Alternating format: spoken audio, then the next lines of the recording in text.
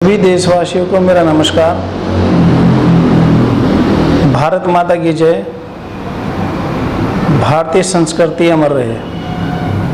आज सभी देशवासियों को मैं विश्वकर्मा पूजा के शुभ अवसर पर, विश्वकर्मा जयंती पर सभी को मेरी ओर से हार्दिक बधाई और शुभकामनाएं।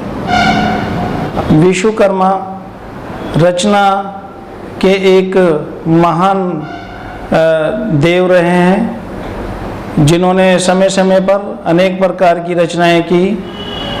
और अगर शिल्पकार सबसे पुराने जो आर्किटेक्चर हैं वो विश्वकर्मा जी हैं, जिन्होंने सतयुग में स्वर्गलोक और त्रेता युग में लंका, द्वापर में द्वारिका और कलयुग में हस्तिनापुर, इंद्रप्रस्थ जैसे शहरों को बसाया।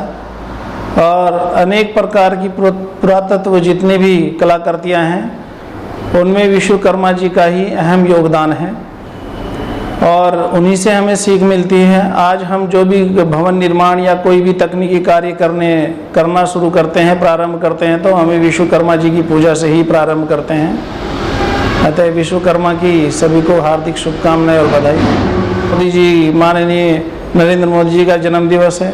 मैं अपनी ओर से प्रधानमंत्री नरेंद्र मोदी जी को भी कश्यप दल फाउंडेशन की तरफ से भी हार्दिक शुभकामनाएं और बधाई देता हूं। आप निरंतर इस प्रकार ही कार्य करते रहें और जिस प्रकार देश दुनिया में भारत का नाम पिछले गत वर्षों में आपने रोशन किया है, उसी प्रकार भारत की छवि निरंतर ऐसे ही जगमगाती रहे। शुभकामनाएं देते हैं और बधाई देते हैं। आपने निरंतर निस्वार्थ भाव से देश की सेवा की है और आगे भी उसी भाव से आप देश की सेवा करते रहेंगे, यही हम कामना करते हैं। आज सबसे बड़ा अगर देश में देखा जाए नशा सबसे बड़ी समस्या देश में उभरा है। इस पर लगातार आजकल न्यूज़ चैनल्स में भी बॉलीवुड की भी खबरें आ रही हैं, किस प्रकार नशे का अड्डा बॉलीवुड बना हुआ है। मैं यही कहना चाहता हूँ, जिस प्रकार बॉलीवुड में नशाखोरी की घटनाएं सामने आई हैं और इस प्रकार बहुत सारे युवा वर्ग हैं जो बॉलीवुड के फिल्मी सितारों को जो है अपना आदर्श मानते हैं, उन्हें फॉलो करते हैं। अगर इस प्रकार की घटनाएं बॉलीवुड से ही आएंगी तो देश का भविष्य और देश का युवा कहाँ जाएगा, उन पर इसका गलत प्रभाव ही पड़ेगा। और नशा क्या करता है, हमारी तंत्रिका कोशिका को धीरे धीरे नष्ट करता है।